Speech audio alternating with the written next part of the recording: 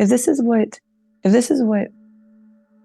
heaven is like, because that space that I was in, I remember realizing that this peace and this joy was the existence of love itself without fear, because there was no fear, there was no worry and no anxiety, like nothing like that. Like it was just the pure presence and existence of love.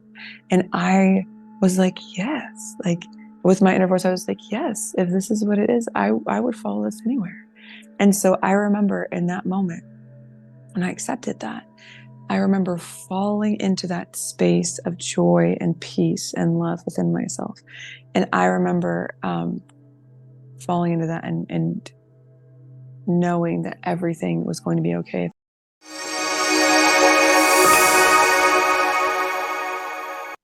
My guest today is Kara Marlene, who not only had a near death experience, but afterwards her life transformed into a series of miracles that ultimately led to her curing her own breast cancer. So, Mm. Kara, welcome. Thank you so much for joining Um, us today. I'm so glad you're here. oh my gosh, it's such a pleasure. Thank you for having me. Thank you. So I love your story, and I think it's Mm. probably the easiest to start maybe like before. What was your life like before you had your near death experience? So I had a childhood near-death experience, and I was about 8 when that happened. And what I remember before that is just like a normal, um, like childhood. Like I loved being outside, like fairly normal family situation, raised in the country, very like, small town America kind of situation. Nothing exciting other than, like the birth of kittens or new calves on the farm. So yeah, it's very normal. Okay. And then why don't you tell us what happened on the day of your near death experience? Yeah, thank you. So um, it was a normal day. It was a spring day, and blue skies and puffy white clouds. And I was actually outside with my youngest sister, Bonnie, and we were like riding bikes and exploring and just being kids, right? And two of my older sisters were inside cleaning the house with mom. And it's like mid-morning, and we've been outside on our bikes. And you hear that holler from your sister that's a bit on the bitter side because they've been cleaning all day, and they're like, "Hey, you need to get in the house. You need to be." And so I hear that, and I of course have a bit of a rebellious streak, as all kids do, when we're told what to do, especially by our siblings. Um, I decided that I was going to take one more round into my dad's shop. See, like we had a big construction business my father had on the farm, and there was a shop that was connected. So it's a garage connected to the barn, and we there was a water lip. And so that water lip actually kept the water from going into the shop, right? And flooding the shop. And I think there was something dropped on it, and there was a big divot in it. And I used to use that as like a ramp, because, you get like 2 inches of air and you think you're cool. And that was me, very much me. And so, anyway, I thought I was going to do that one more time before I went to the house. And so I ended up um, going as fast as I could from the top of the hill all the way down into that shop. And as everyone probably could have guessed, my bike stopped and my little self went over the handlebars. And, it was like the 80s, and we didn't wear like helmets or anything like that, no protection from falls. And I remember this the few seconds from leaving that bike and that sensation of flying to something expanding from within me. It's almost like my awareness was full throttle, right? And it was right before I remember hearing myself, not necessarily feeling myself, hit the cement floor, because it sounded like an echoey, sickening thud, like almost like a baseball bat hitting a melon. And I remember feeling and hearing my little body kind of crumble, and everything going black. And I remember kind of blinking myself awake. I remember like the sensation of lying on my back, blinking myself awake, and everything was very bright. and blurry. And so as I try to keep blinking myself awake, I notice that there's a rectangle of light, and that would be the garage, right? And excuse me, the garage door, and then everything else is pitch black, just very black.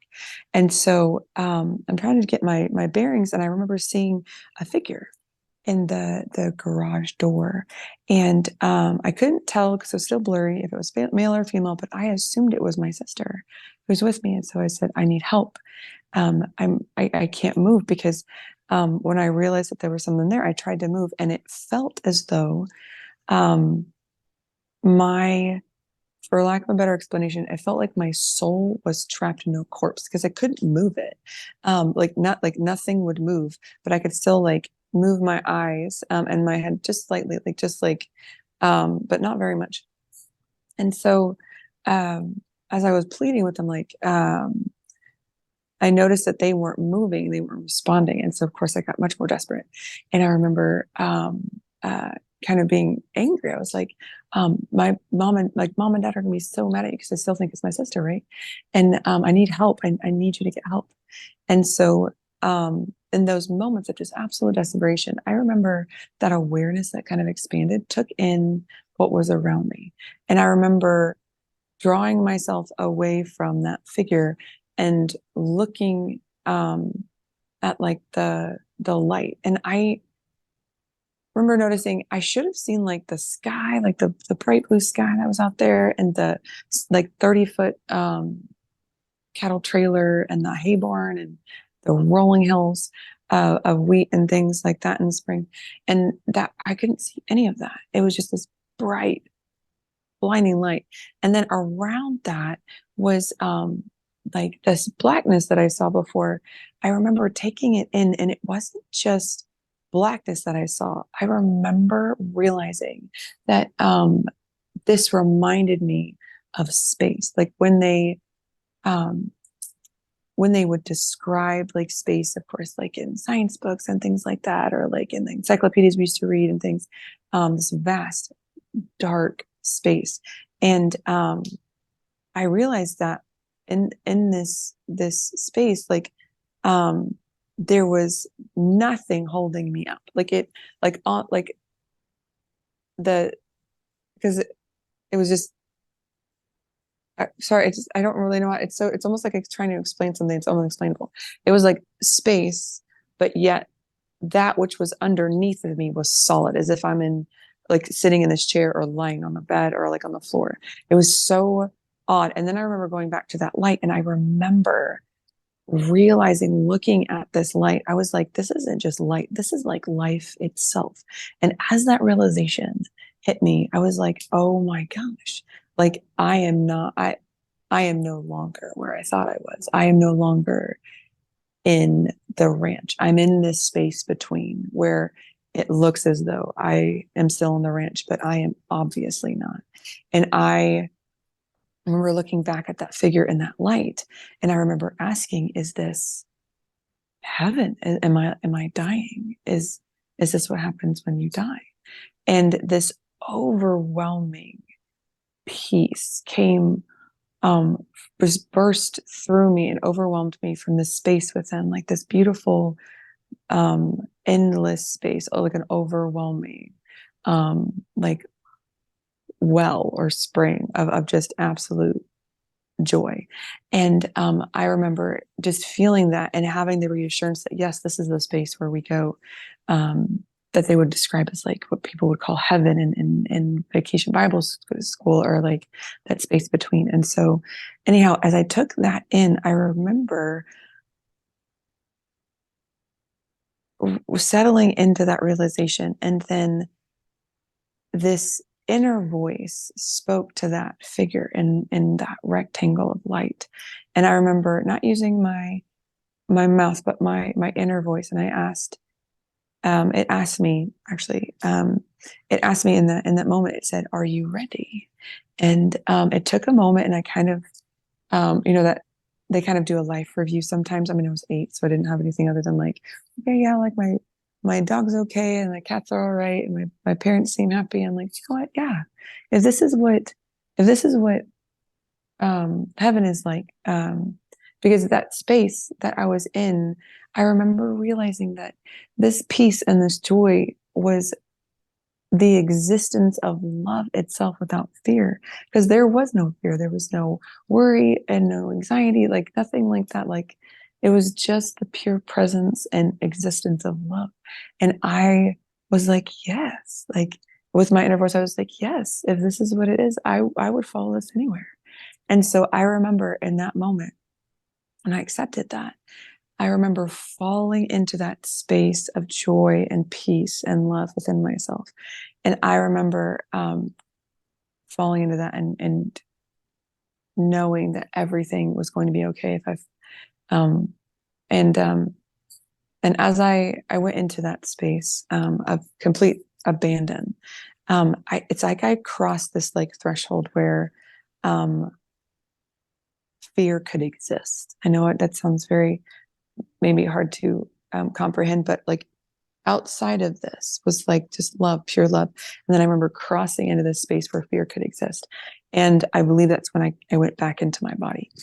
And anyhow, I remember waking up on a couch speaking to you as speaking to my mother like I'm speaking to you.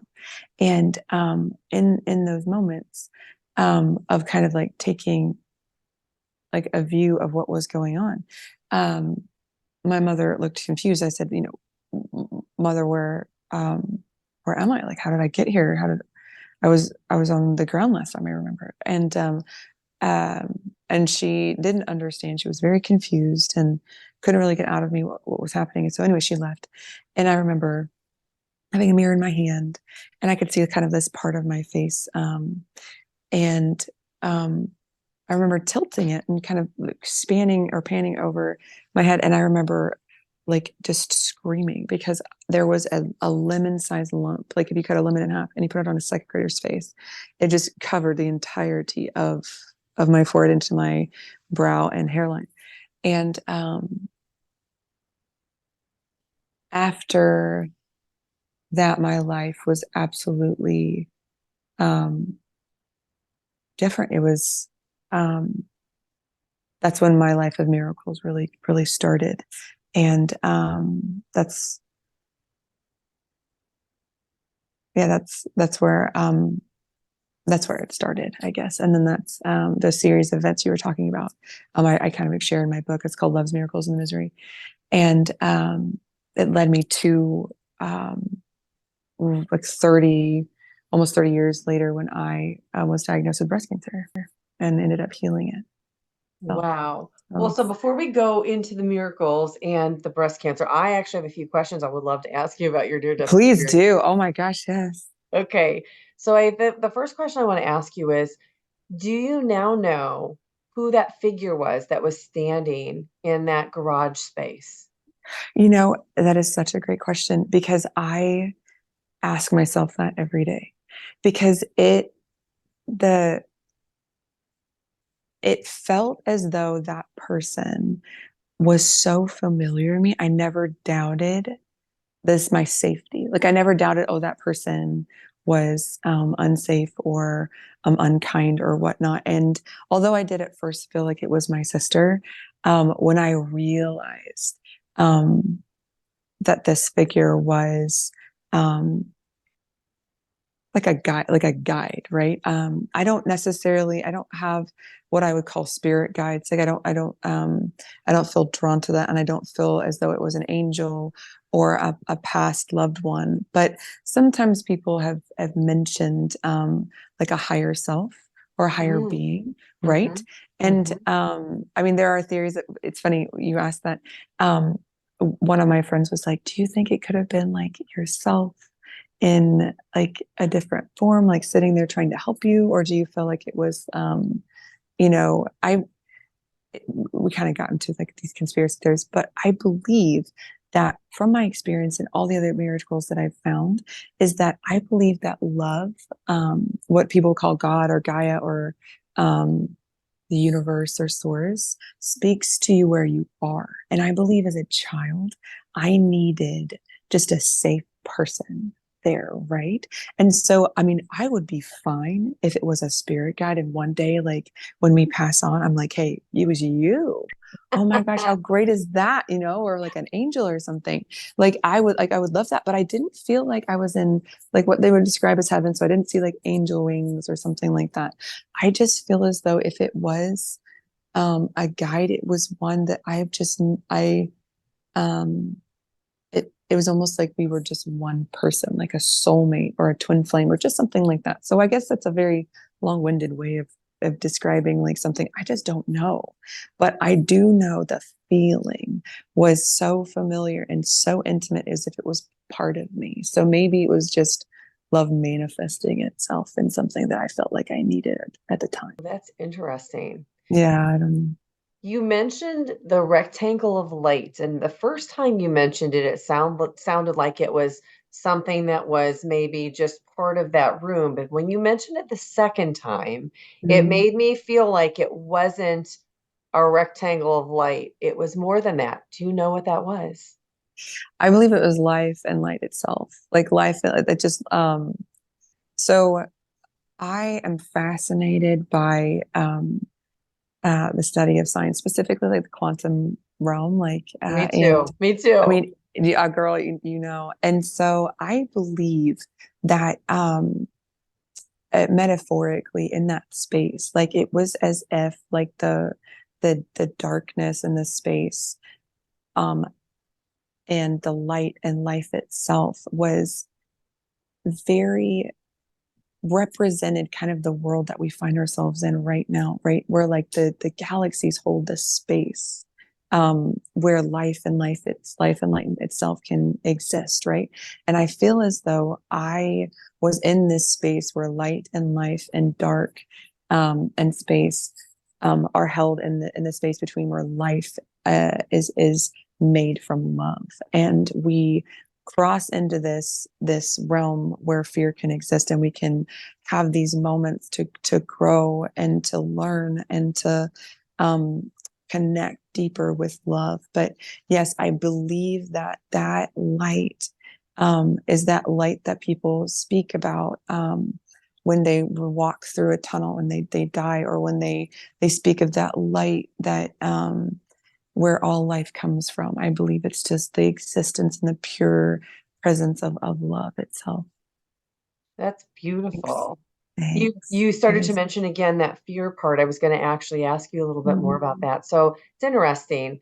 I haven't had a near-death experience, but I have had these 18 very profound experiences where I've been out of my body on the other side Oh, in some medicine journeys.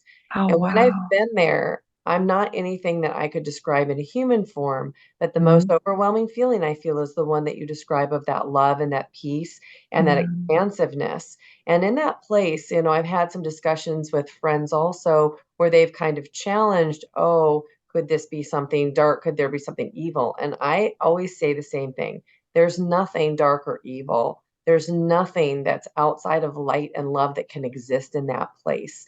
And I feel like that's kind of what you were starting to say when you said you crossed the threshold where fear existed. So Mm. I feel like you're kind of confirming my experience through yours in that Oh, statement. So can you elaborate on that a little bit more? Because I think it's a really fascinating observation.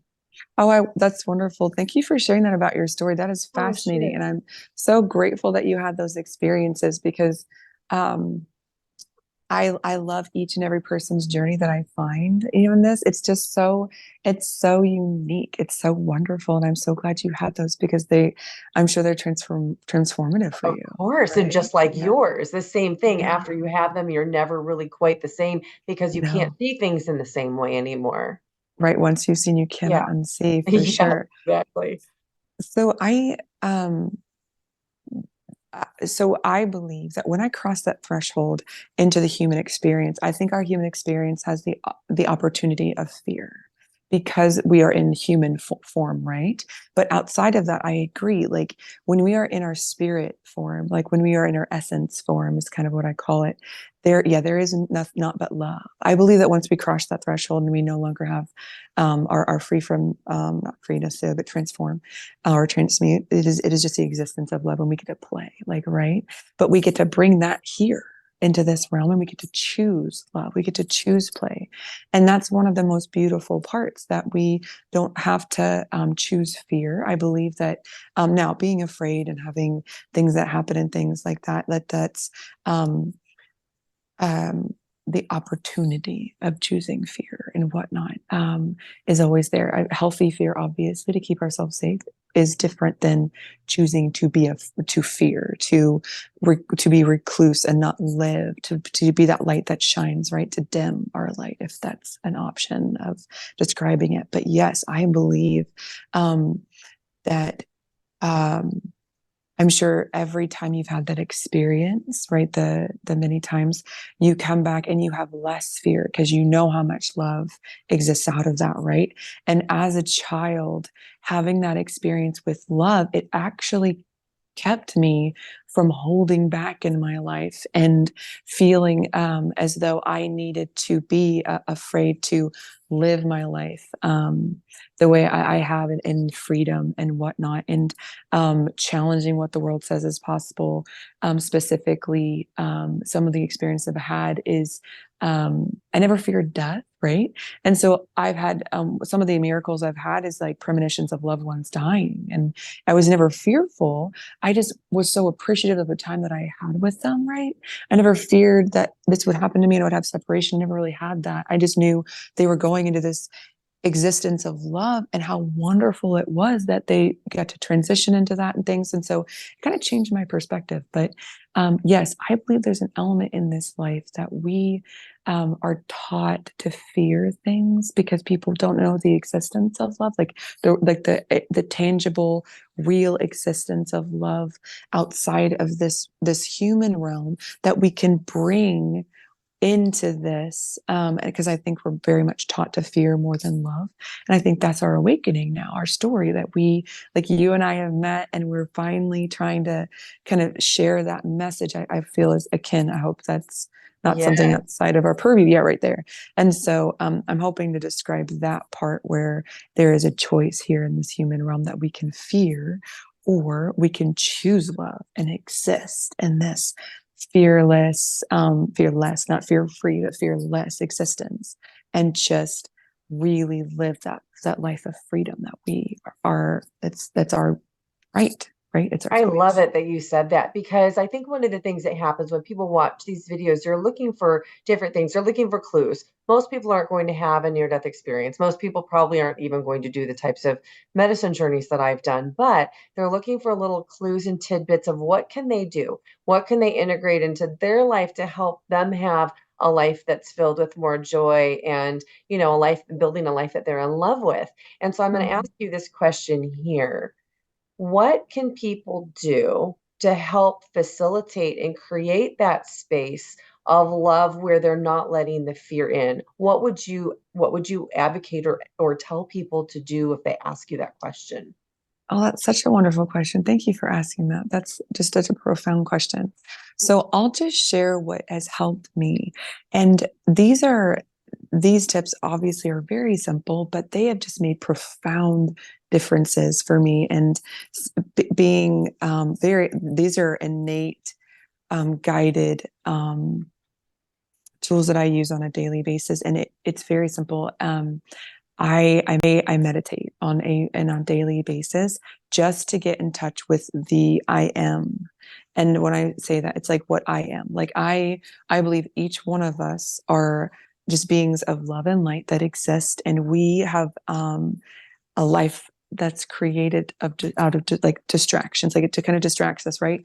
School, society, just like the way it's kind of structured, right? And so it is imperative for me specifically to tap back into that stillness, that place where I described in my near death experience that I believe everyone has, of peace and love. And it's like that dwelling place where like love exists in its purest form, and we can always tap into that. I believe that. And maybe you've experienced that, I feel like, too, in some of your journeys. And so tapping into that, and constantly, like me, I need to journal on a regular basis too. I need to just Me kind of too. get Me all of these, too.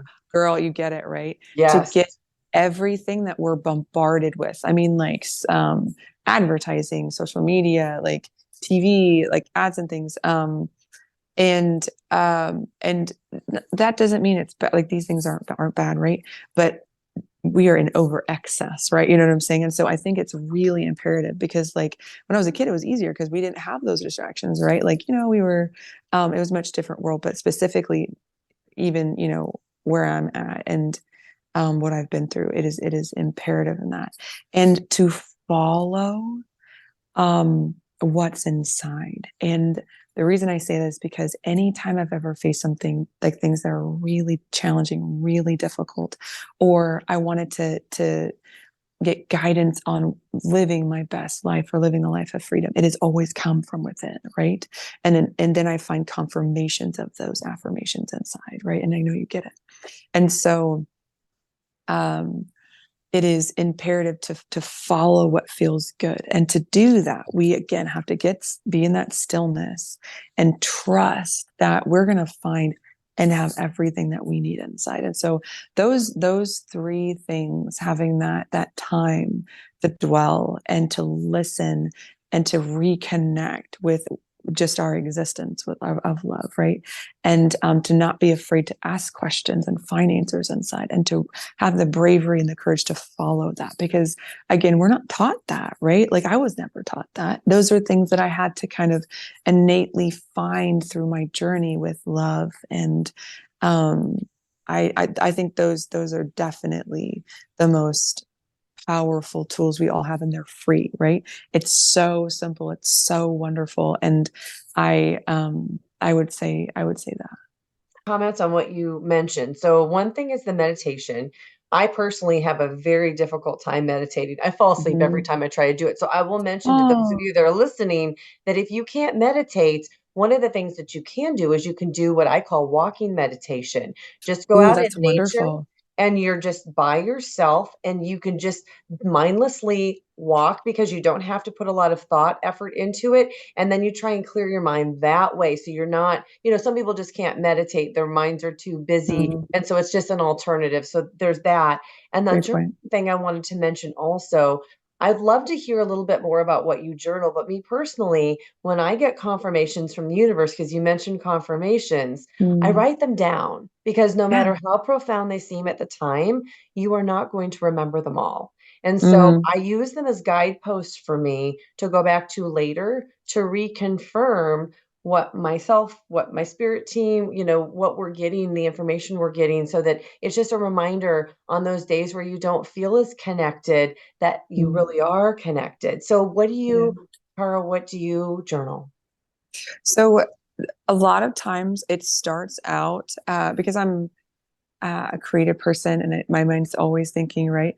It's more just like um, whatever comes up. It's almost like a Automatic mind dump of, writing. there you go. Yes. And that has helped me so much as a kid. I remember those are one of the tools that, because we didn't have like, some people have a release in art or music or something like that. And we didn't have that. And so mine started with just like, I remember taking a notepad when I was a kid from my dad's office. And I would just remember there was so much chaos. I was just like, whatever it was, I just wrote it down. And it didn't matter how, like, sometimes it can seem like it's crazy or scary or whatnot, or it's like just silly or whatever it is. I just write it down. And then I find that clears me to where, oh, okay, like certain things come up like in the day that like really bothered me. So if it was an interaction with someone that I felt like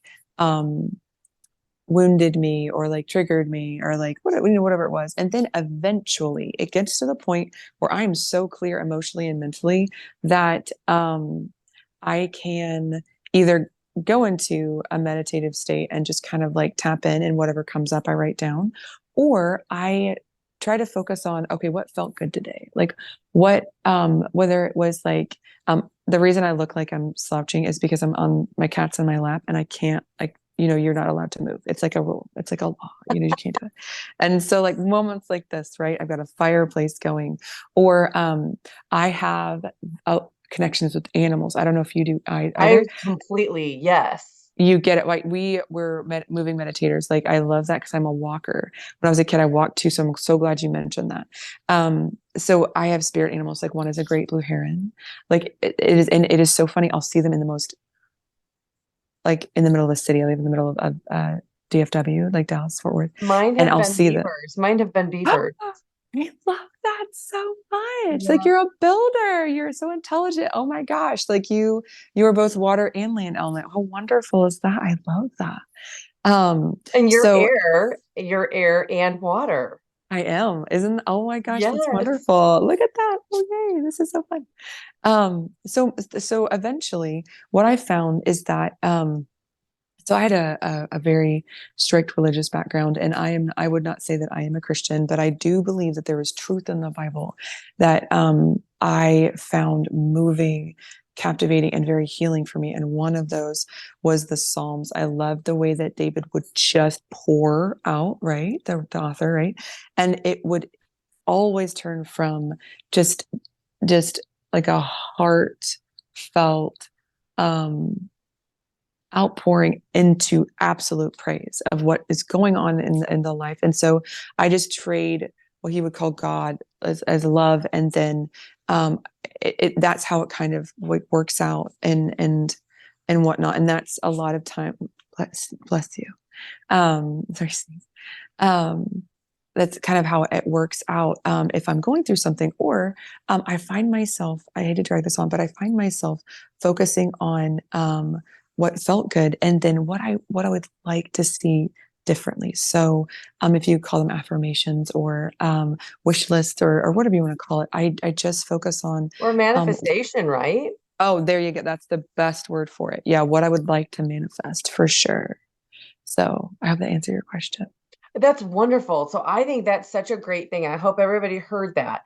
So Mm, you're journaling the things that happen to you in the day and you are releasing them from your body, because one of the things that our body does is it takes our emotions and then those resonance and those frequencies lodge in different parts. I mean, they actually could mm, take tuning forks and they can see where like depression would lodge in your shoulder, and busyness and feeling like you never can do enough would lodge in a hip, and people will mm, actually have pain and they have to go to a practitioner to release it. But you're mhm. self medicating by writing this out and never letting it get stuck in the body. And I That's think a that that's wonderful such way. a, Yeah. like, I mean, wow, like for everybody that's listening, if you have the time and you feel drawn to that and that resonates with you, what a great place to start to release things, especially, with this is being recorded ironically on the first day of 2024. So it's Happy New Year right now while we're Yeah. talking. But yeah, pretty cool. I love it. Mm. I love it. I love the Okay, way you explain that. Yeah, that's amazing. thank you. You're welcome. So the last question I want to ask you about your NDE, and then I want to move on to your miracles. So do you think that your young soul that has an NDE, do you believe that this was something that your higher self planned for you to have when you were planning this incarnation? Because that's really young to have an NDE. I love that question so much. Yes, I do. I believe that for sure.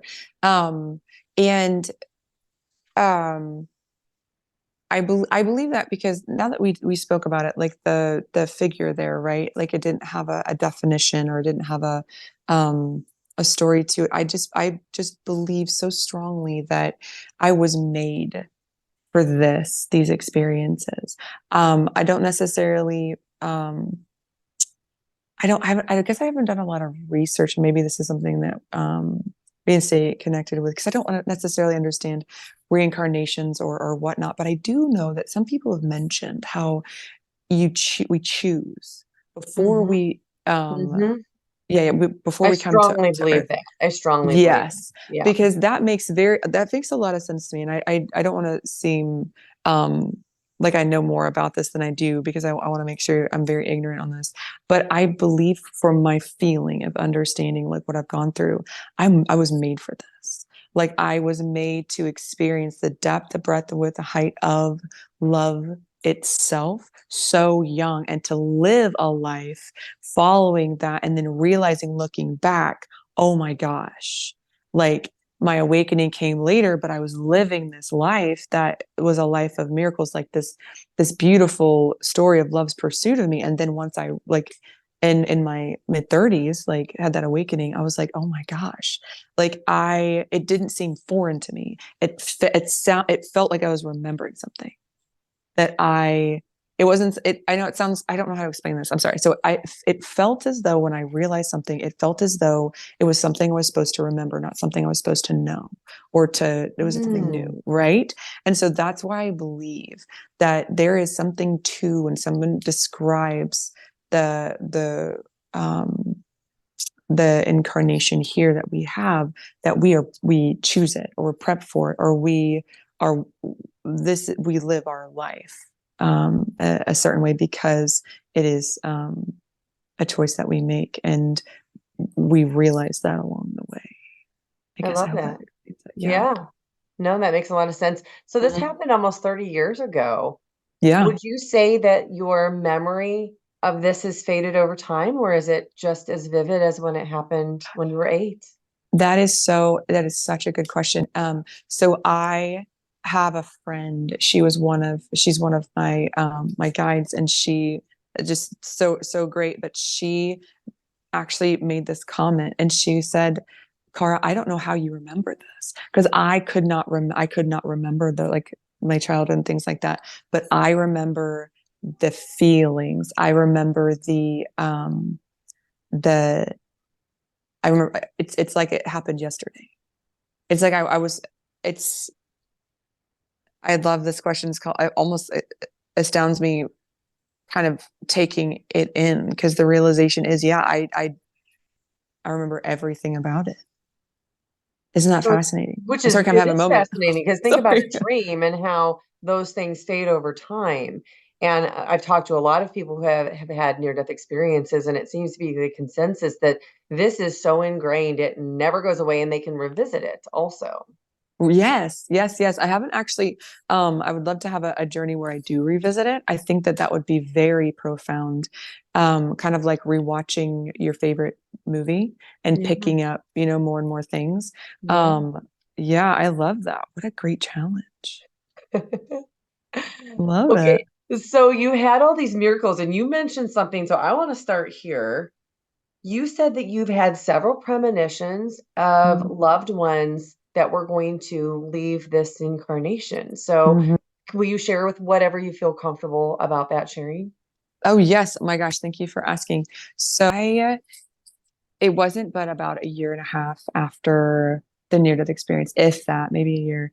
And I was on the ranch, and it started off. So I had four premonitions, and it started off ironically with an animal, and it was a situation where my father owned a ranch and a construction business, and so and of course, like after the near death experience, like my life, my connection, that oneness with everything was so overwhelming. Like nature was like 4D, 5D. Like it, Whoa. oh yeah, for sure. Like, and it's still to this day, but I had a very strong connection with animals, right? And so, there was a cow that was giving birth in the barn, of course, and I was in like the wrap because I was always there. Like anytime anything was going on, I was there, right? And ironically, there were kittens in the hayloft, and so I was like, up there, like trying to find them and things like that. So I remember crawling down and going over, and she had thrown her calf, and so she was on the ground. And my dad and the vet were in the corner talking like fellas do when the day's done. And but I remember being drawn to her, and I remember seeing the baby, the calf on the ground, and then I remember seeing her, and there was just something about the situation that did not seem right. And the more I looked at her, the more I was like, there's something wrong. And then it felt as though something shifted, and I could feel her pain. She like, and it wasn't like I could hear a voice or whatnot, but I knew the way she was sounding, the way she was moving, that there was something wrong. She wasn't done, and she needed help, or she was gonna die. And so anyway, so I run over to the vet, and I was so overwhelmed. I ran over to the vet and almost pulled him over. I was like, there's something wrong. Like you need to help her, kind of thing. And so anyway, I was so insistent, and they just kind of looked at me. They're like, and I was like, what, 9 years old, and they were like trying to explain to me this is what a baby looks like and things like. I was like, yeah, I know that. I was on a ranch before. I know know what it looks like. And I was so insistent. Like I was just that fear was so overwhelming. That understanding that something was wrong, I needed to help, was so overwhelming. I actually tried to get into the pen and help her, and that was when they took me inside and wouldn't let me out and things because I was just so very passionate, very independent. And the next day, like she died, and she had two more calves in her, and so like that was the first time. And that I mean that could have that could be just instinct or whatnot, but it builds. So after that, the second one was it was in like fifth grade, so a couple years later. My father's father, had actually developed cancer and died, and in that time, I had helped like take care of him. We got really close, and so did my grandmother, my father's mother as well. I mean, they were very distant. Like we were, like she had a lot of kids, a lot of grandkids. So anyway, so having a lot of personal time was, very precious. And so anyway, it was the Thanksgiving after Grandpa died. It wasn't very long after that, and Grandma was at the house, and oh, I was we had a huge meal, and I was just stuffed, but someone brought chocolate cake donuts, and I apparently have a weakness for those puppies. And so I stole the whole bag because I'm a selfish little kid, and I ate them all, and I got made sick, made myself sick. So of course you can imagine me like just sick as a dog on the couch, and I'm like, oh, me too, like just miserable. And the one thing I hated at the time was just being sick to my stomach. So I was like ignoring everybody and like being a drama queen. And it was like mid-afternoon. Everyone was leaving, and I remember hearing my grandmother's voice, and I'm like, "Oh, she's leaving. I'll just, I'll just talk to her later." And something happened, and I remember the same stillness, the same awareness shift that happened when I had my near-death experience happened, and there was a voice as clear as day, as clear as that guide speaking to me. It said, "What if this is your grandmother's last Thanksgiving?" And the sickness was gone. Like I jumped off the couch, ran across the floor, hugged her, and I said, "Grandma, I love you. I love you so much." It makes me want to cry. Um, and she hugged me and said, "I love you back." And she died the next day. And my father found her, and the second, I guess the third, but second one I knew was I was in seventh grade, so again another 2 years, and it like math class. We had gotten to school, and I wasn't like feeling well. Um, I remember going into the classroom, and I don't know why, I just wasn't feeling well. And I remember going into the classroom, and two rows of seats. I was like, I don't know, three-quarters of the way back. And I remember dropping my bag and putting my head on my hands on the table, and just trying to like, meditate this like feeling away, or like just trying to settle because I didn't know why I wasn't feeling well. Anyway, so the teacher was there, the kids were kind of milling in, and I remember with my head down, I remember hearing the phone ring and everything go silent. And I remember keeping my head down, but it's almost as if I could hear so clearly. I was right next to the teacher. I remember um the click of the receiver. I remember the zip of the cord. I remember hearing the receiver hit her two big pearl earrings she always wore, as she answered and said hello. And in that stillness, again, that stillness happened. I remember hearing a voice again. It said, "It's Jenny," and it's clear as day. Like, and I remember popping my head up after that because it was so shocking. I remember seeing my teacher's face, and I knew. I knew something had happened. And she said, and she remember shaking her head, and she said, "Okay." And she remember like hanging up the phone, and she said, "Guys, I need you guys to sit down. Um, I have something I need to tell you." And after we all sat down, she said, "I'm sorry to tell you this, but on the way to school today, Jenny died in a car accident. And if you guys need to um, go to the counselor's office, you can. And now Jenny was my older, 2 years older than me, sister's best friend. And yeah, and so we came from a really small town and like 500 people. So we knew like everyone, like we grew up with these people. And so I remember the shock that hit me realizing that um like what happened. One, I heard that voice. Two, it was Jenny. Obviously I was grieving for Jenny, but I remember all those other times, the near death experience, the cows, grandmother, and then this, right? And so that was the start of me realizing like, oh my gosh, like um this is real, this is something, and then the last one was was my brother-in-law, actually. So I have much older siblings. So they're like almost 20 years older than me. And a lot of siblings, but the older ones, like much older. And so one of my sisters married a fellow when I was like 10. And he was like the slow moving, slow talking cowboy from Wyoming. And I was a very odd child. And we connected. He, with my overzealousness and his just unwavering patience, we kind of connected. Like he taught me how to rope and ride horses and things like that. And so he was definitely like my safe person, and very much like a brother that kind of stepped in and chose. And so anyhow, he was downstairs with me and mother was too. And we were going upstairs because it was time for dinner. My mother went up and she was already there. And I remember, of course, Terrence being the cowboy and the gentleman, he let me go first. And I remember hitting maybe the second or the third step, and I went into like an all out vision.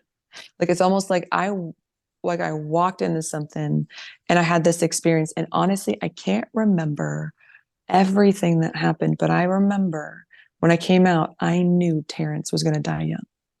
Like I knew.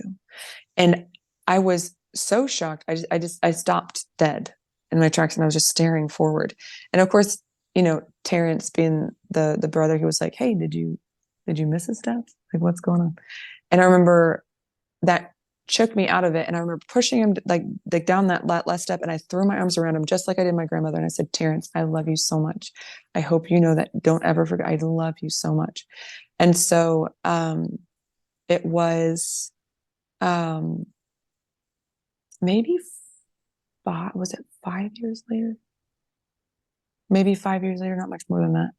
I was in college, and it was a really hard time for me.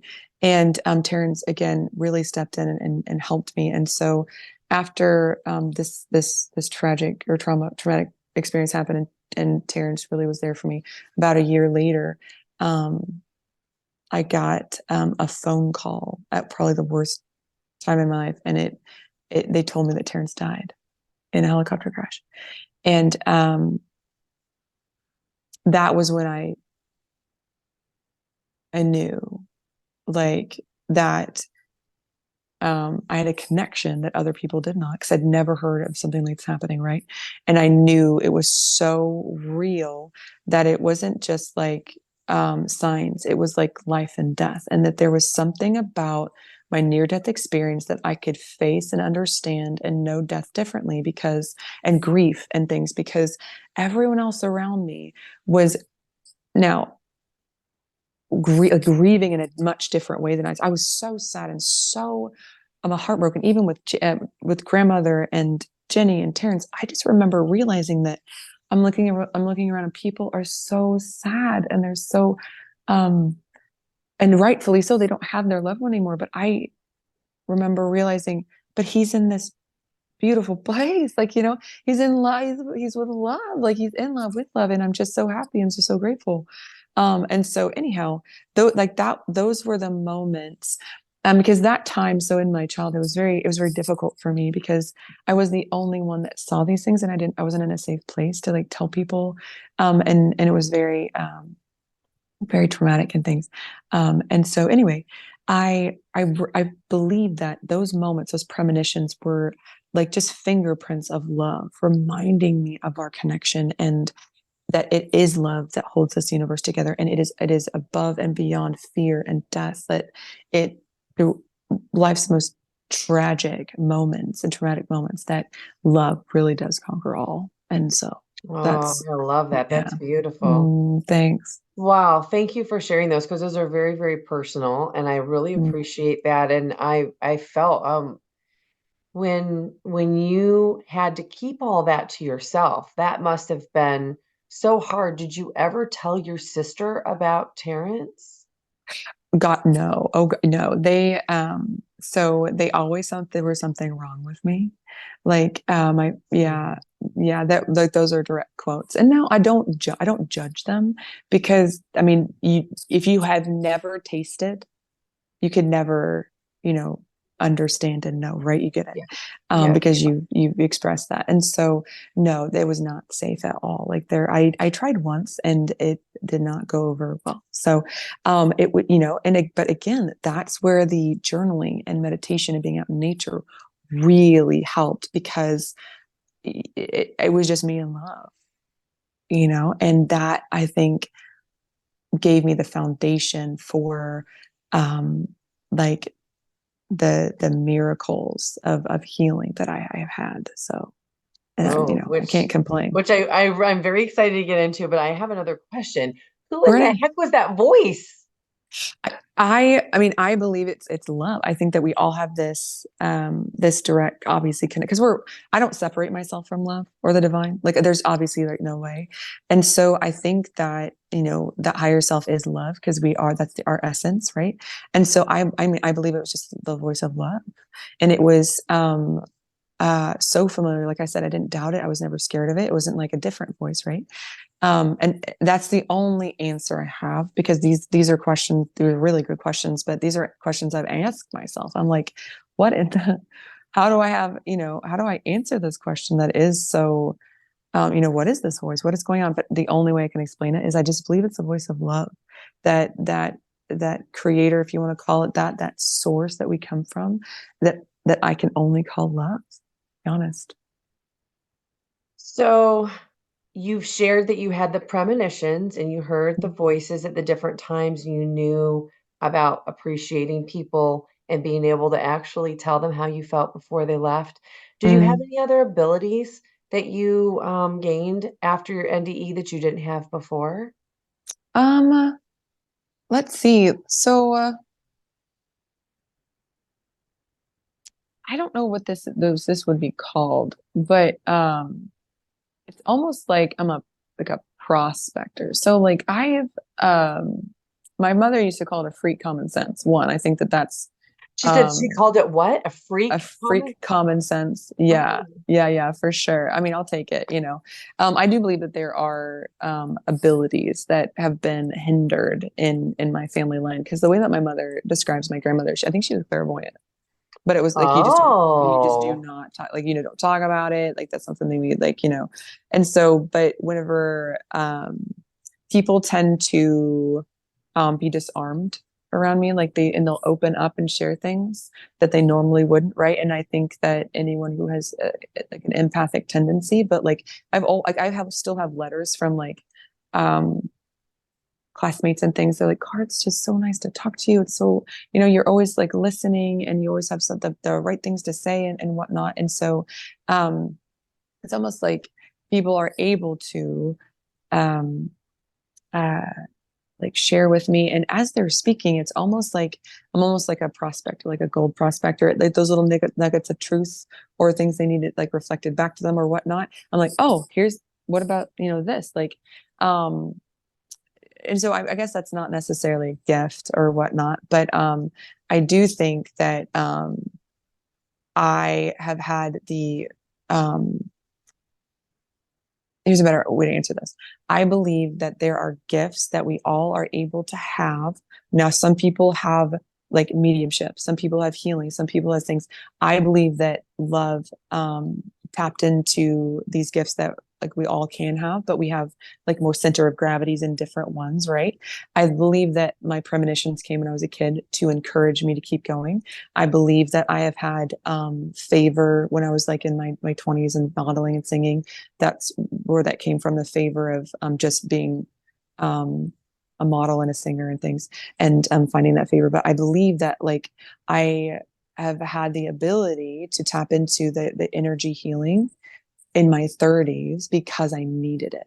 Like I needed that. And so I think that again, our journeys um are so personal that I think that my healing ability was so necessary. I didn't have a choice to not be a healer. So, because Mm. I think that we're all self healers, right? I believe that. I believe that we can heal ourselves. I believe that we can heal each other. I think that's what our abilities that we have. We were again taught not to tap into that because it was kind of like witchcraft, or it was like wrong, or like whatever. But I think that our we were more apt to embrace the true power that we have inside, right? Of that power of source or love or whatnot. But to try to answer your question, I believe that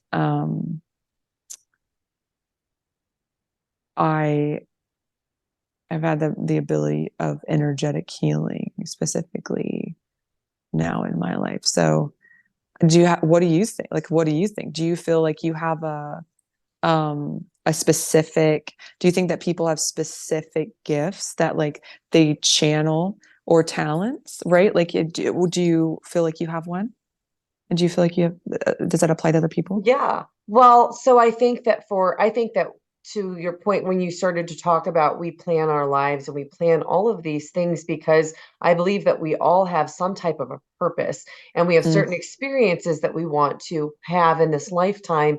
And in order to have those experiences, they have to be built upon how you were raised, who you were raised by, where you right. were raised, what kind of body you had, all of those other Mm-hmm. conditions. And then if you have some type of a talent or a gift or something that keeps coming up over and over again, it could be tied, and most likely would be tied to your life's purpose. So for Yeah. me specifically, since you asked, I will share that what I was very specifically told during my probably my fifth or sixth 5-MeO DMT out of body journey, where I combined with source, and I was reminded what I was here to do. And I've been shown this multiple times. Now, when I leave my body and I become my soul, there's no part of it that has a human aspect or quality. So it's very hard to describe this. Yeah. But when we're on the other side, the only thing I believe that there is, the universe is made of, woven of love,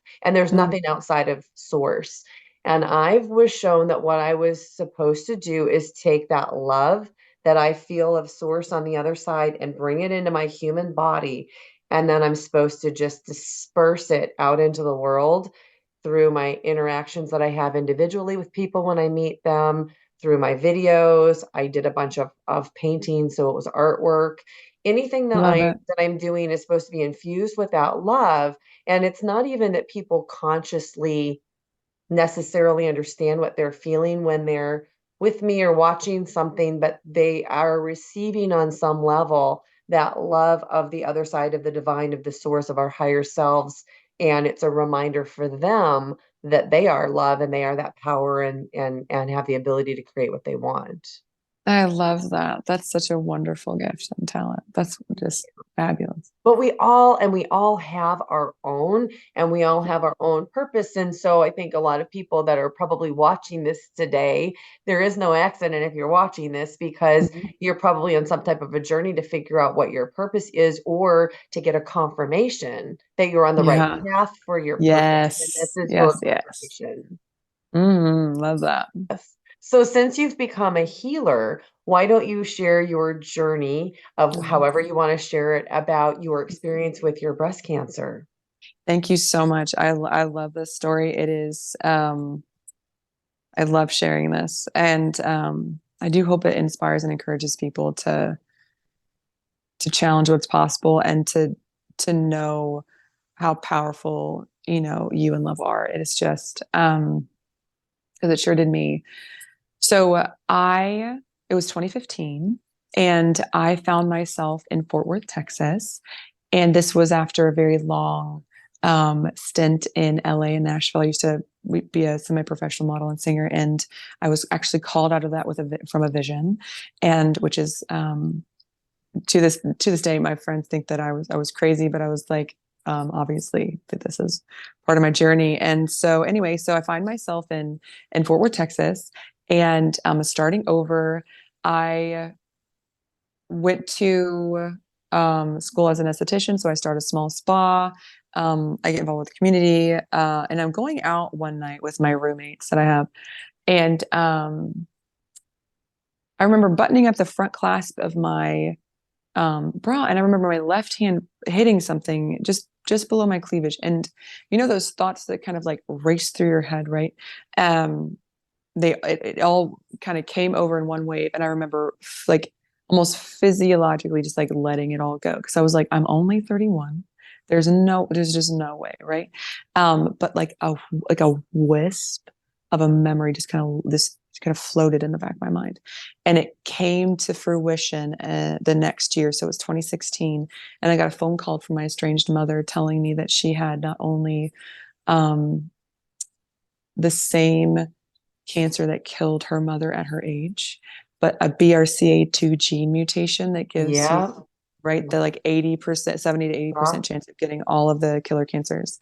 And so that started me on a journey of trying to figure out what comes next. And then that same year in 2016, the fall, my father called me and told me that he had two kinds of cancer, the same cancer that killed his sister, and his father died of cancer as well. And so you as a child, obviously, of cancer survivors, you have to go through these testings and things. And I, of course, am stubborn.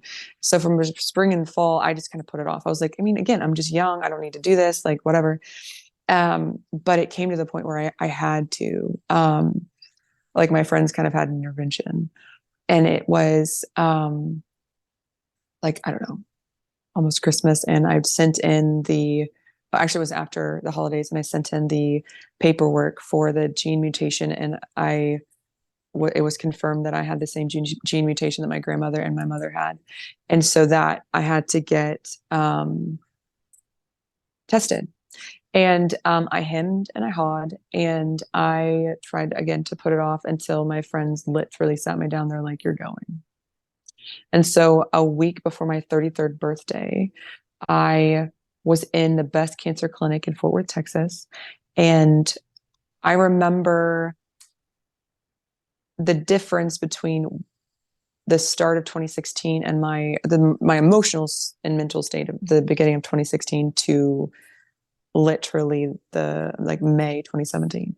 And I was just an absolute wreck. Like I was so um I was it was worse than anxiety. It was bordering on like kind of like terror, honestly, because like I was just basically having a panic attack in this room, and I hated the fact that I was in this room and this.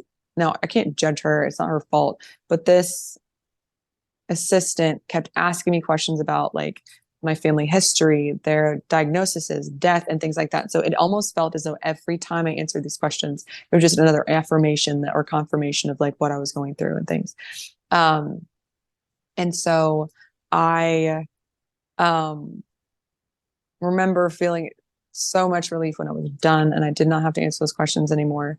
And so I was in this room, and in the corner of the room, I think the nurse kind of snuck in, and she approached me. And she was the shortest, sweetest, most pregnant nurse you've ever seen in your life. She was like, the only thing keeping that baby in was like the seams of her scrubs. It was like she was just beaming, and of course, like I'm having like a panic attack, and she's like, super happy. And I'm like, oh, I cannot take this. And so, and she was doing her job, and I just looking back, I'm like, I'm so I didn't offend you. But she laid me back on the table, and she was just as gentle and as tender as she could. She lifted my gown and lifted my gown into my arm and started the examination. And I think I remember trying to distract myself because she was so far into my armpit. I was like, what are you doing? And so she started this conversation and she was examining me and whatnot, and everything was going relatively well. I was trying to stay distracted until she hit a spot on my left under cleavage. And my hands shot up, grabbed both of her wrists far too hard.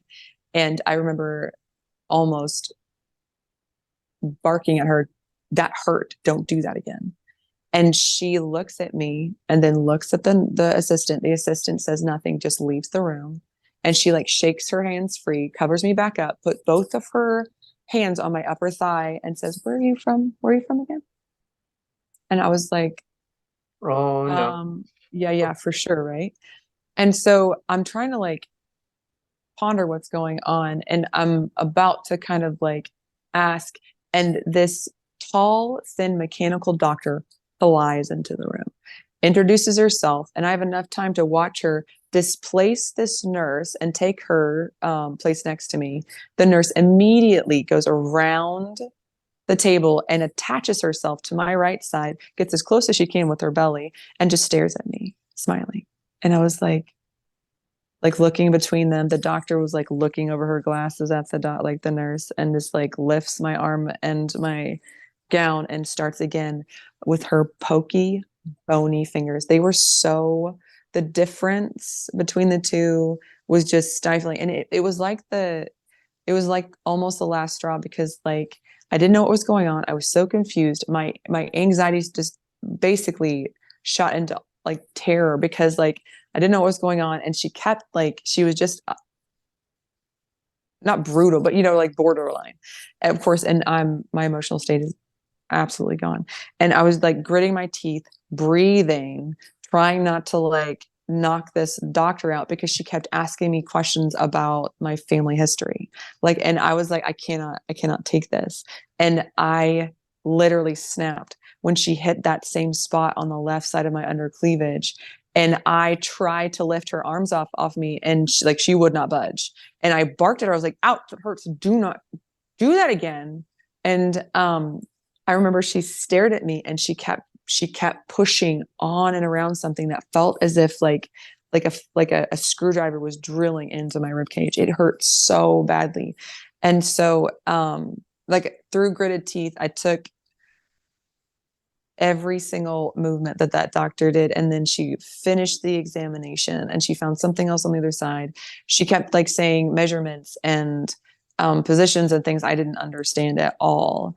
um, and then had an entire conversation after the examination was over with that I was not present for, after she said bilateral breast cancer.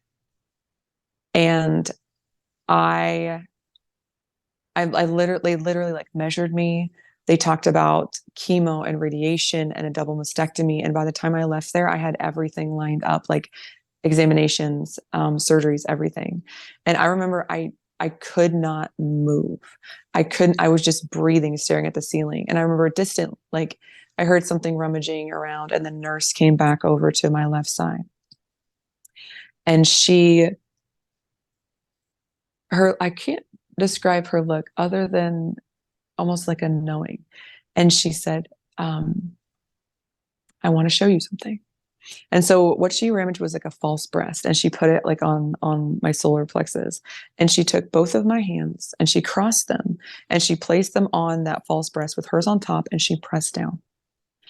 And what I felt were like lumps, pea-sized, like rounded, kind of misshapen lumps, like right.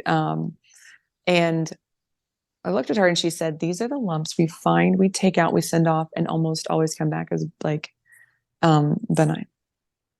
Um, and I remember her taking like a physical breath. She turned that false breast and she replaced my fingers on top of it with hers, and she pressed down, and I immediately like recoiled. It it felt like if you took the last digit of your pinky finger and you made it hard as stone and you ground it to a point. That's what it felt like. It actually like kind of hurt to touch. And she looked at me and she said, "These are the lumps we find and we take out, and almost always come back as breast cancer. And I remember feeling the room still. And I don't even know if I was breathing when she opened my gown and she took my hands with hers and she placed them on that left side and she pressed down. And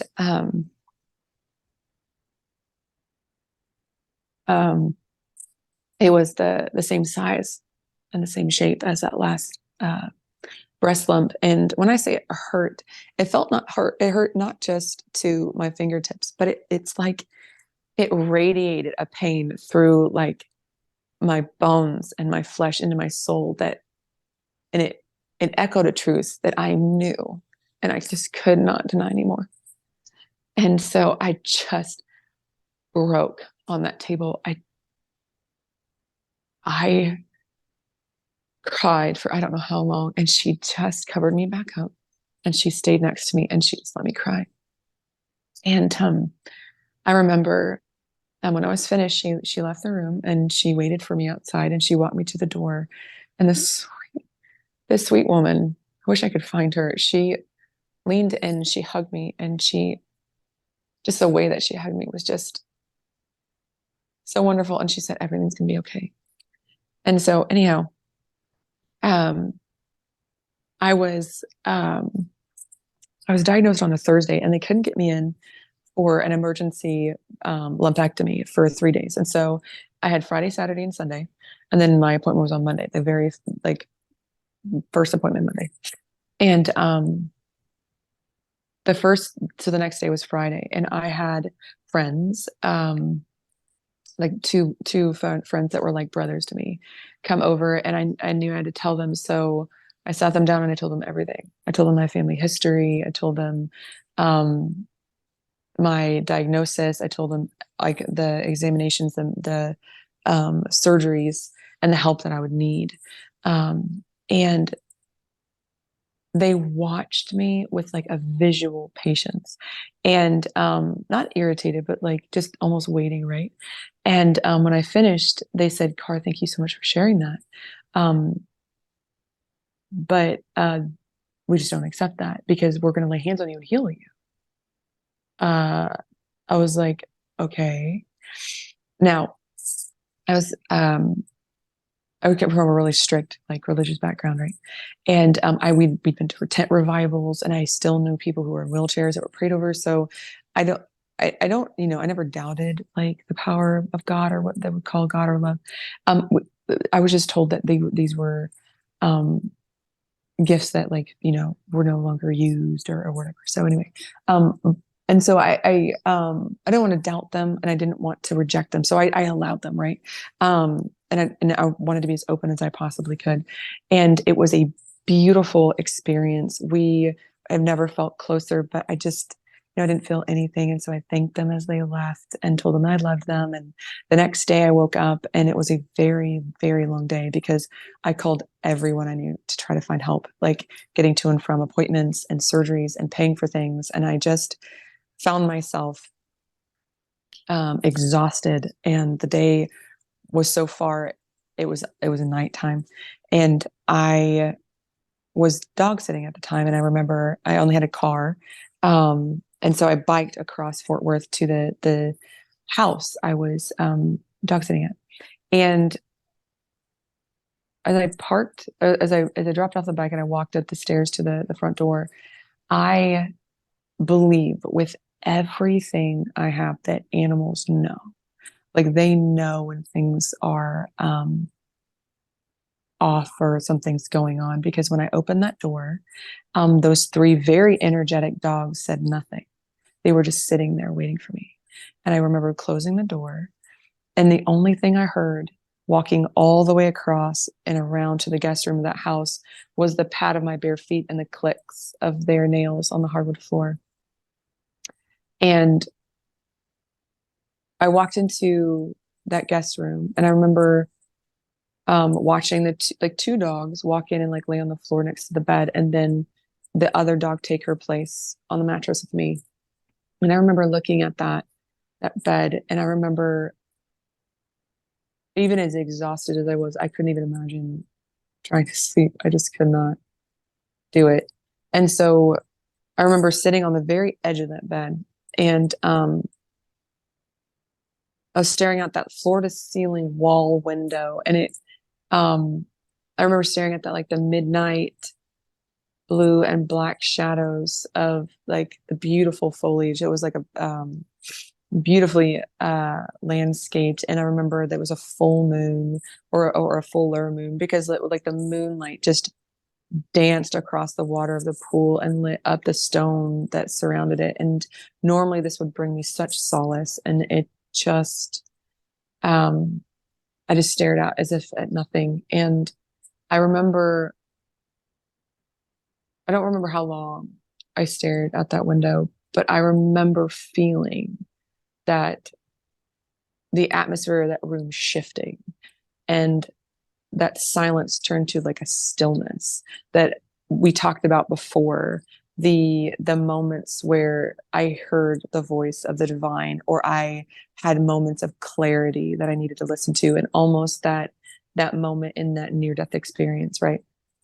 And so I remember tapping into that, the dwelling place, right, where I knew I needed to talk to the divine. And so I remember saying, oh,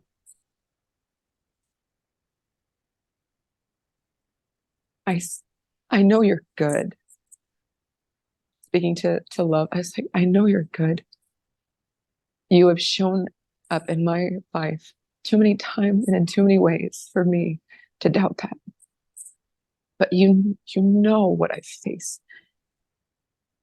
You know what my parents and grandparents have walked through.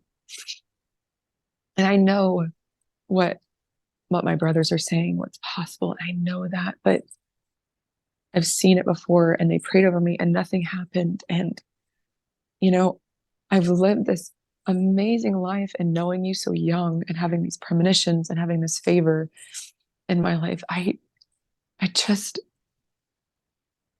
I just, I think I'm okay with just my life as it is. I'm okay with facing this, just being and doing whatever happens, happens. But I just don't want to go through these treatments. I don't want to go through these surgeries. I just don't want to do that. I just don't think I can do that. And so I remember having those moments where I just accepted, just whatever was going to happen was going to happen. I was just going to face it no matter what. And so I remember having those moments and accepting that's what I was going to do. But then there was this shift again, and it was like this overwhelming need to ask something. And I was like, I don't know what to ask. And so I was sitting there, and it almost built like a fever pitch to where I was so mad. I was so frustrated because I didn't know what to ask. I didn't know what to do. And so finally I just broke, and I was like, listen, love, if there is something else, if there is another way, you have got to tell me. You have got to make this clear, because I don't know what to. I don't know what to ask. So I need you to show up.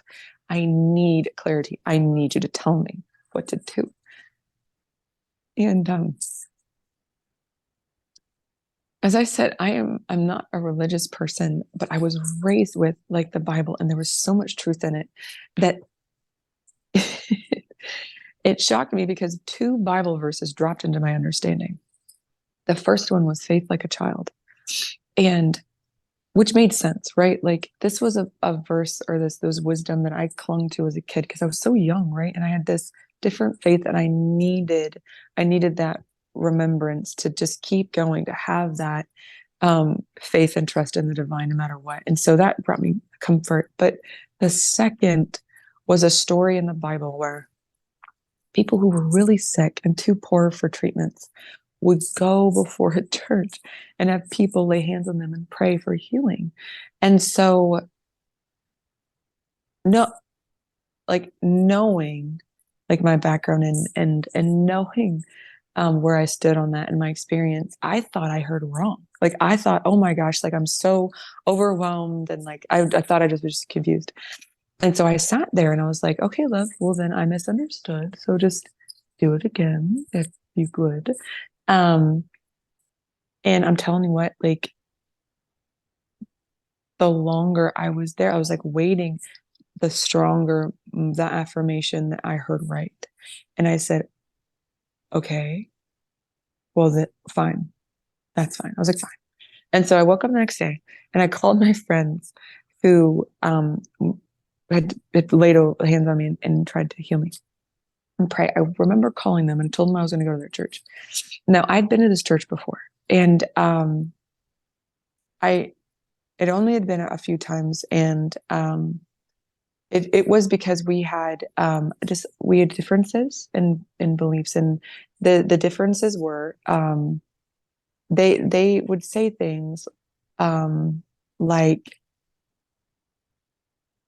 no no one can have the power of God, what they would call God, or the Holy Spirit, specifically in miracles and healing, unless it came from them, like they were anointed by them, because they were anointed by God and like apostles, and they were favored. And so I just could not accept that.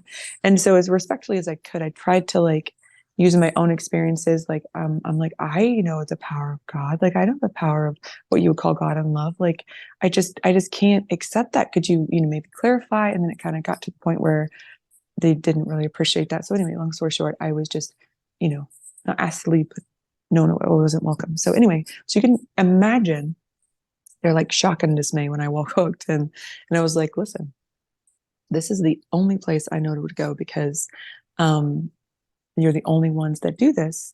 I was told that I was, by what you would call God and I would call love, that I was told to go to a church and have people lay hands on me and pray to be healed because I have a bilateral breast cancer. And she looked at me for a while and she tentatively agreed. This is the pastor wife and the pastor that told me those things before. And so anyway, I was in the church sitting in the front pew and worship started. And I think it was like the song and a half in. And the pastor wife and elders were who they had anointed with the power of God, came over and they laid hands on me and prayed. Some were singing, some were speaking in tongues, some were, I don't know, like what it would be called. I think they were trying to exorcise me. I don't really know. But they did that for a while. And the longer they stayed, like the harder I cried because I just felt nothing. And I knew this was what I was told to do. So anyhow, they left me just crying. All of them, the elders, what they would call elders, left me and the pastor wife and whatnot. And I was sitting there and I had one hand on my shoulder, which one was my friend Chris. And there was a small hand, like a small hand on the back of the middle of my back. And I remember going back into that place and closing my eyes to that dwelling place. And I remember just taking a few moments and really tapping in. And I remember saying, I still know you're good. Speaking to love. Like, I still know you're good, even though this didn't work. Um, and I know my path. I know what I've chosen. And I know that no matter what it is that happens, I have the faith and the strength to get through it. So, whatever your will is, I accept. And the moment I said accept, like a palm width beam of power came from that hand, the small hand on the middle of my back, and it went through my chest cavity and it split into two. And it covered one breast lump and then the other breast lumps and stayed there for songs. And I remember I was so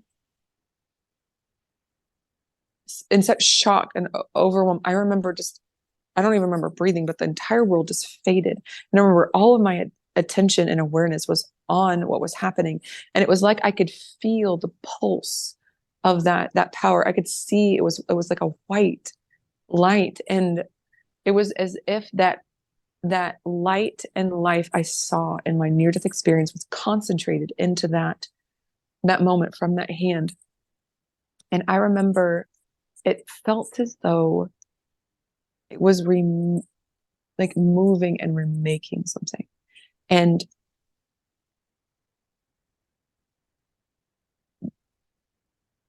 I don't remember how long, but it had to have been songs. Um, because eventually it dissipated into me. It wasn't like it disappeared, it was almost like it dissipated into me, right? And I remember as I was coming back into like almost like consciousness, because it was just such an overwhelming experience. I remember I knew my mouth was saying something, but I didn't know what it was. And I remember the shock of realizing that I kept repeating, I accept this, I accept this, I accept it. And um, I was taking in the room after I realized that. And then another wave of shock hit because I remember realizing the singers were still singing, the people were still praying and singing and dancing and speaking in tongues, and my friends' hands were still on me, and nothing had changed. Like no one knew what had happened. And so I remember not saying anything and just reaching over and taking that hand that was on the middle of my back where that power came from. And I remember taking them around and sitting them next to me in that pew. And it was a 13-year-old girl. Yeah. And Wow. I know, right? And I remember looking at her, and I remember someone telling me the story of this girl, because she wasn't a girl that went to church because she had a family there. She wasn't a church that girl went to church because, this is what they did. She was from a very broken home down the street that needed a safe place to go that Sunday. Like she was brand new. And so I just remember realizing, looking at her and realizing that, oh my God, this is the childlike faith. Her childlike faith met my childlike faith, and miracles happened. And I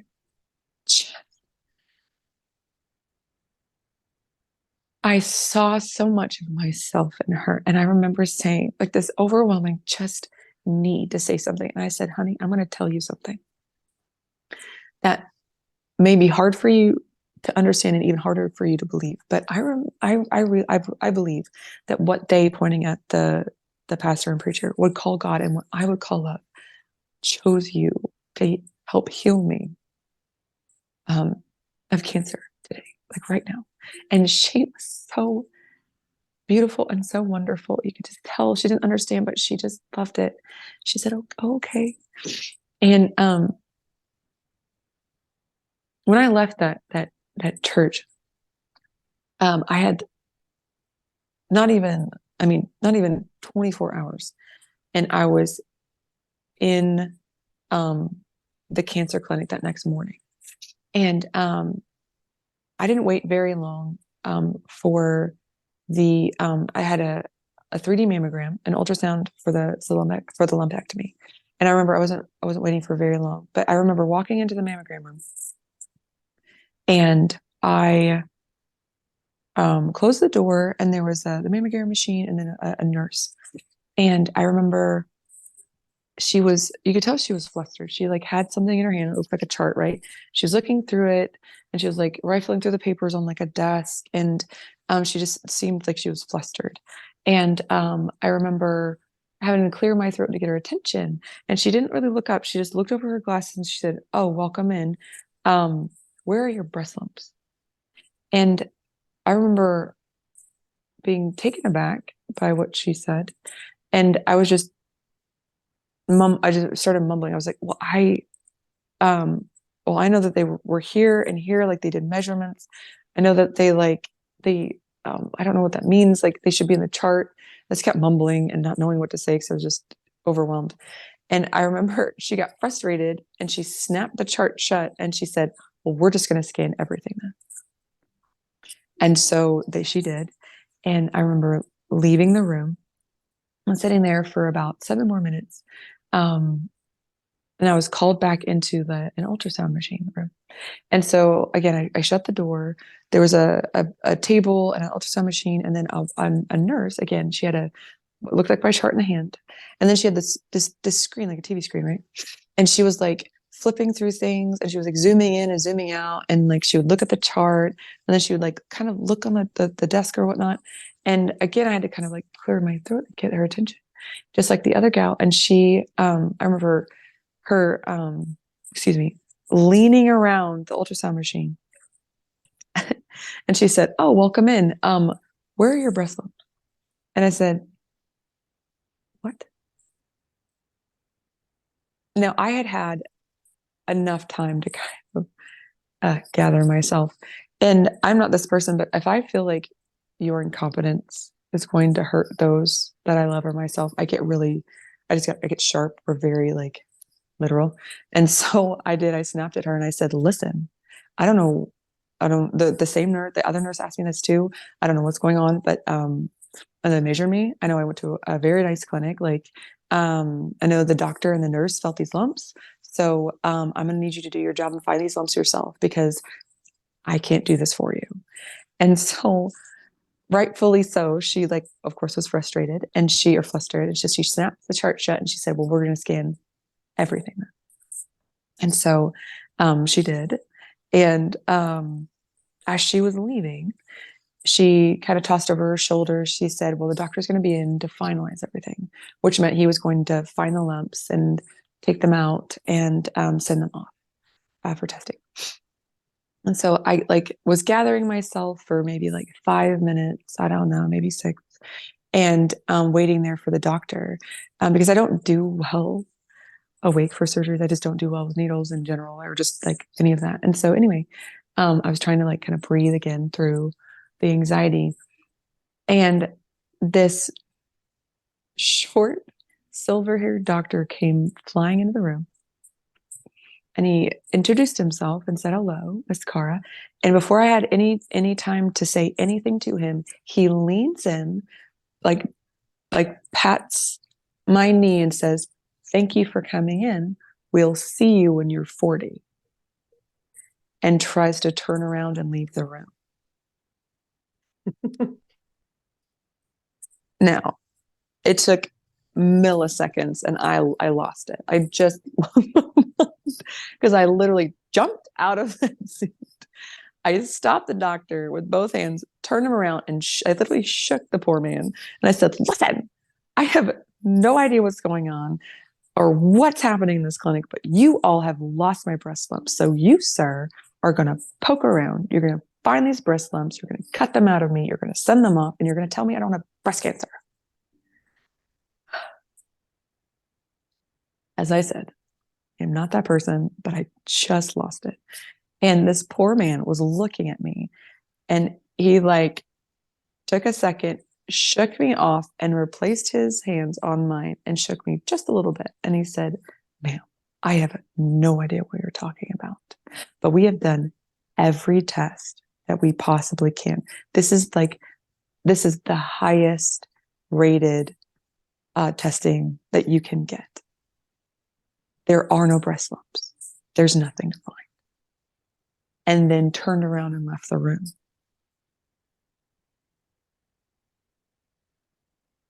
Now, I stared at where he was for I have no idea how long. And I remember stumbling backwards and hitting the the seat hard and like raising my hands like to my chest. And I remember I was just trembling, absolutely trembling, when I lifted that gown and I put my hands where that nurse did with me. And I remember holding my breath and pressing down onto that spot.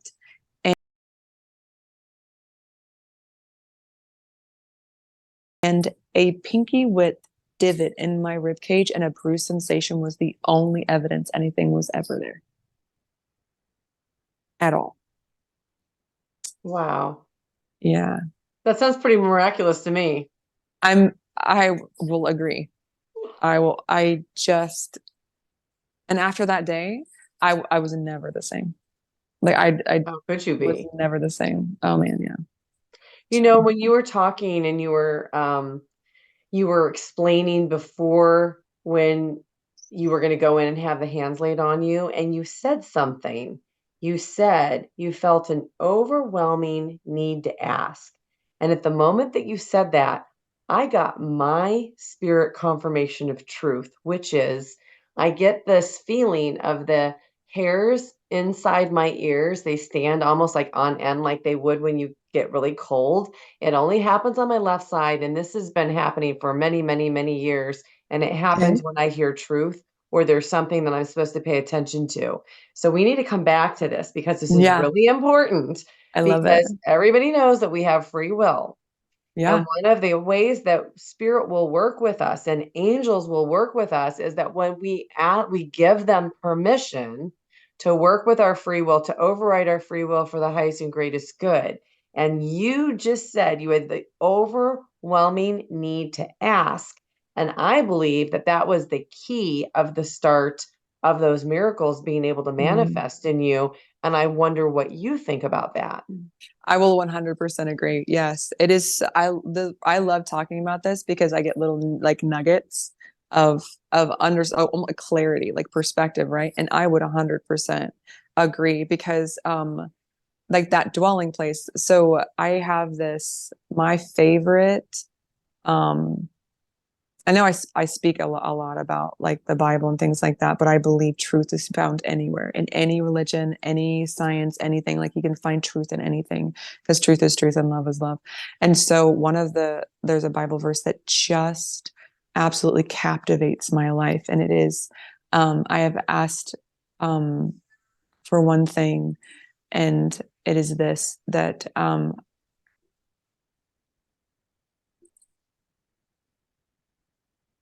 I dwell in the house of the Lord all my days to gaze upon its beauty. And when I mean that, I mean our soul, our body, like us, right? Um, so I dwell in the house of love. I'll say love all my days to gaze upon its beauty, to ask questions and find answers there. Like that, and so yes, I believe that to ask we if you seek and you ask like you'll receive like 100%. Like again, it's not religious, it's just truth, right? And if we ask for guidance from angels or spirit or whatever it is, like it will be delivered. Yes, 100%. Yeah, that's amazing. So I know that you have a book, and I know that you probably Oh yeah. have a lot of detail in that book, more than you've shared in this interview. But it sounds like from that moment, you began this journey of healing. And so, Mm. do you actually work to heal other people, or have you just been able to use that to heal yourself since then? So I am definitely a self healer, and I am an advocate for self healing, but I do not think that co-healing isn't an option. I think that again it's very personal, right? But I think that we're in a time where self-healing is very much being realized, right? And I think that that is that coexists beautifully. So yes, I work with people there. I have spiritual confidant sessions on my website, and I kind of see where people are in their journey. So I'm either a friend on the journey or I help them discover their own healing, right? Because I mean, I think we both and most people listening to this have been drawn into this by energy healing because that's basically right. That's what we're Yeah, working with, right? for sure. 100%. Yeah. Yeah, for sure. So yes, I do it, but again, it's very personal. Sometimes people grow into the energy healing or whatnot. But yes, I encourage both self healing and other energy work. Well, I have really enjoyed hearing your expanded versions of these because Oh, I've heard other interviews that you've done, and I so appreciate all the details that you shared and how thank you you. expanded on some of these stories. And I hope that this is really resonating with everybody who's going to Oh, listen to this. yes. So people are going to probably want to reach out to you. So Okay. what is the best way for them to connect with you to not only just, have a session or something with you, but also to find your book and also your music? Oh my gosh, yes, yes, I do. I do music, I sing and things like that. So yes, so well, you can find all of that on my website, karamarlene.com. Okay, I'll put this Um, in the show notes. thank you. And then of course you can always email me at info@karamarlene.com. So Okay. Wonderful. Well, I'm going to say you are very beautiful, but I think that you're thank even you, more friend. beautiful inside. And you Oh, were I talking about gotcha. you were talking about people connecting to you and you being the what is it, the minor? What did you say that you were? A spiritual confidant? Or no, what That, did you but say? you called yourself something else earlier. Um, you bring this out in others, like the mining, almost the mining the Oh, a information. prospector, like a A prospector. prospector. You said Yeah. prospector. So you're the prospector. So I'm going to say I understand why that is. When from the moment you came on the screen, I recognize what I will call like the softest, most beautiful energy. You just have a very calming, soft, beautiful energy. And I see that in you. I would probably feel it even more if we were in person, but it Oh, definitely resonates and comes across in these videos.